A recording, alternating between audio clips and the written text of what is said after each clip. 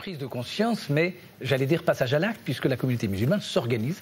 Et en région parisienne, un certain nombre d'institutions scolaires musulmanes ouvrent leurs portes.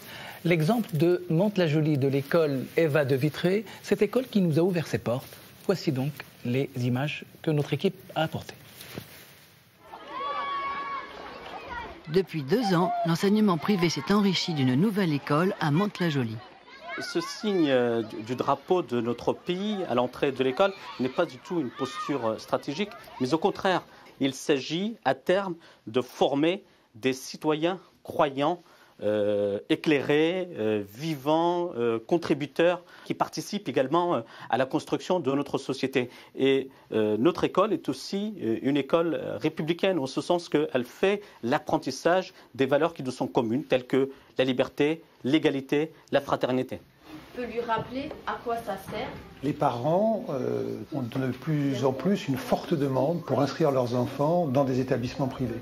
Au demeurant, au lycée privé d'enseignement Notre-Dame, qui est un lycée d'enseignement privé catholique, je crois savoir qu'il y a à peu près 10% des effectifs qui doivent être de confession musulmane, ce qui ne pose pas de problème particulier, mais qui montre bien comment les parents souhaitent retenir ce choix de l'enseignement privé.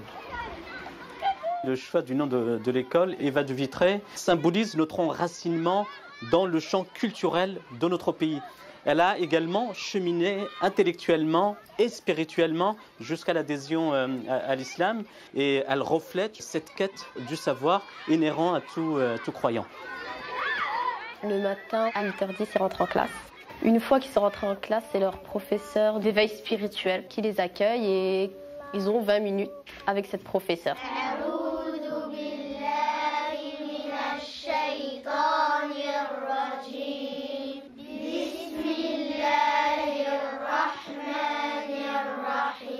Sinon, pour le reste de la journée, c'est des domaines de discipline normales. Ça dépend des jours, mathématiques, français, histoire, production d'écrits, voilà.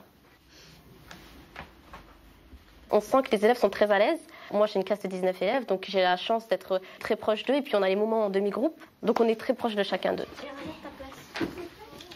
Savoir écouter les autres, attendre mon tour de parole, c'est pas évident pour tout le monde, pour tous les enfants. Et ces moments-là, ils sont privilégiés pour mettre en place toutes ces règles. Aussi, l'avantage dans cette école, c'est qu'ils ont 4h30 d'arabe par semaine. Donc c'est une autre langue qu'ils apprennent et qu'ils maîtriseront, en tout cas on l'espère, en sortant de cette école.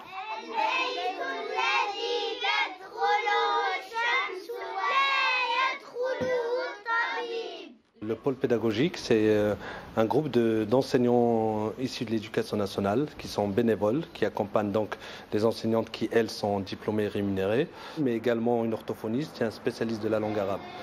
Donc le rôle de ce pôle pédagogique, c'est de veiller à l'application des programmes de l'éducation nationale, la bonne imbrication entre les enseignements généraux, l'enseignement de l'arabe et l'éveil spirituel. L'école est une école musulmane, elle est ouverte à tous les élèves, y compris à des non-musulmans. L'éveil spirituel est optionnel et c'est la raison pour laquelle, dans l'emploi du temps, c'est plutôt le matin de 8h15 à 8h30 pour laisser la liberté à ceux qui ne souhaitent pas y aller de pouvoir arriver pour 8h30 à l'école. Il n'a jamais été question de séparer filles et garçons dans cette école et ils ont tout à apprendre les uns des autres, donc l'idée ne nous est jamais venue. Il n'y a pas de sélection au niveau des élèves. La sélection se fait au niveau des parents. Ils doivent adhérer tout simplement au projet éducatif. La contribution des familles représente 45% du budget global de l'école. À nous, il nous appartient d'aller chercher l'autre moitié au travers de collectes de proximité. Ce sont les fidèles de notre territoire qui contribuent à combler le budget global de l'établissement. L'école accueille déjà 90 élèves répartis sur 4 classes, du CP au CM1. Et la liste d'attente est longue. Document signé Marie-Annick Le Guen. Alors, messieurs, d'abord un commentaire sur ce reportage dans une école de la banlieue parisienne qui n'est pas encore dans contrat d'association. Tout à fait. On voit donc que le directeur explique que les frais d'inscription couvrent 45% du budget de l'école et qu'effectivement, il reste 55% du budget à trouver par des dons divers, etc. Mais ce qui est très intéressant dans ce sujet, c'est qu'on voit que l'éveil spirituel est optionnel. Il y a un éveil spirituel qui est proposé aux enfants et en même temps, les parents qui inscrivent leurs enfants et qui ne souhaitent pas que leur enfant participe à ce cours, eh bien, peuvent tout à fait prendre cette décision.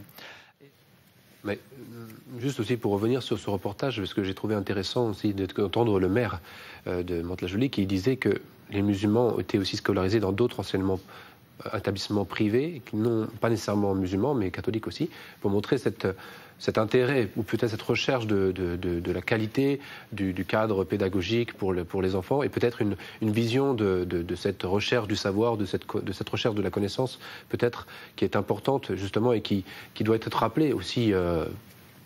Les musulmans en témoignent, mais je crois qu'elle est aussi commune aux autres religions, montrer que le savoir, la connaissance de manière générale, l'intelligence peut-être, est une qualité qui élève la personne et qui doit être valorisée autant que faire se peut. Concernant certaines questions aussi éthiques, des valeurs civiques, et pas seulement religieuse, doit être aussi valorisée. Et il y a peut-être un échange d'expériences là aussi à mettre en place pour que les uns et les autres, finalement, dans notre société aujourd'hui, puissent travailler ensemble et non pas vivre séparément dans des enclos fermés. Merci de nous avoir enseigné sur l'enseignement islamique en France.